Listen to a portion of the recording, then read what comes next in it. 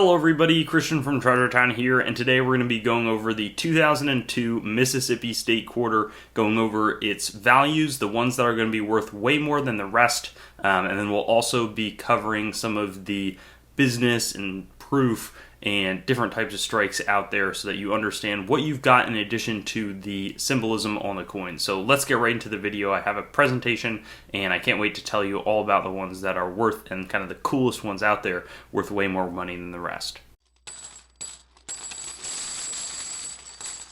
So here we've got the Mississippi State Quarter with the Magnolia State. We see two magnolias, the state flower, as the design on the reverse, if you're wondering what that is. The other interesting thing here to point out, the 1817 below Mississippi, that's going to be the date that Mississippi enters the Union and becomes a state. The whole statehood quarter program runs from 1999 to 2008 and goes in order of when they either ratified the Constitution or joined the Union. So this one would have been sort of in the earlier middle part of that sequence. In terms of the coins themselves, though, if you just have one in really, really nice condition and that's it, there can be some pretty high value. There's one in Mint State 69 that sold for $2,000, or didn't sell for that, but it's in that range. Estimates are a bit higher, but I'm always a little bit pessimistic, but it's really challenging to get to that 69 or even 68 plus level. You'd be losing money if you submit and it comes back 67 or 68, and those are already really challenging grades to obtain. So I wouldn't recommend just submitting these because they're in super nice condition unless you have a very experienced eye.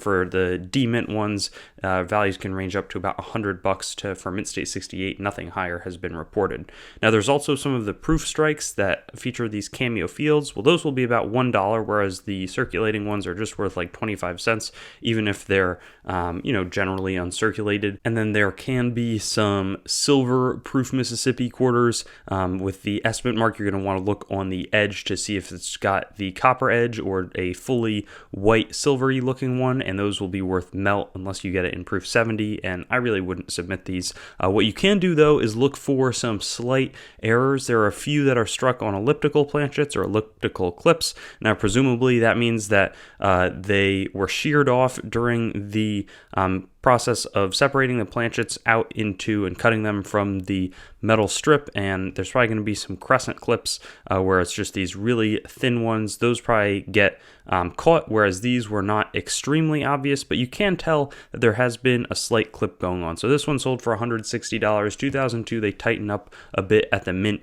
and so the elliptical planchet is going to be one type of error. Another is a reverse clad layer missing. So it could be on the obverse, could be on the reverse. This seems to be one of the other state quarter problems where they bond and put together the inner copper layers with some outer clad, I believe, nickel layers, because it is 75% copper, 25% nickel, and sometimes those either fall off during or before striking. This one sold for $300, really attractive appearance, I think, especially when the reverse clad layer is missing on these, just because that's where the cool design is, and combined with the popularity of like people who collect Mississippi quarters, that's why I really like state quarter errors especially. This one's another example where the elliptical planchet, again, it's not a really powerful clip. Sometimes if you can get an elliptical planchet that really looks like a pure football, those can be worth a lot more. This sort of slipped through the cracks and fell for $35, but that's really what we're working with here. Hope that you enjoyed this video. There's no die varieties on this state, so you can look for them, but there's no like doubling that people have found, so that's why I think it's important just to focus on the errors and understand those, because they're really interesting to know about. Thanks for watching the video. I'd encourage you to like the video, comment, and make sure to subscribe to my channel. And I also have Facebook, Instagram, Twitter, and some other social media platforms. You can also go to my main channel website, treasuretownYT.com, to learn more about the channel and sort of stay in contact. I also will eventually host all of these videos on coinsmetalscards.com, which will be both news, marketplace, and coin information. I do have the goal of eventually getting pretty much every US coin, date, mint mark, denomination on the channel with a similar video to the one that you just watched, and that will likely all be hosted there. And then I also have treasuretowncoins.com, which is sort of my coin dealing wing, coin dealing only entity that is a little bit less focused on content production. So thank you so much, and I'll look forward to seeing you on some of my other videos. I also have videos that are not just the date, mint mark, denomination recap in this format, so you can check some of those out, and I'll have fun seeing you there.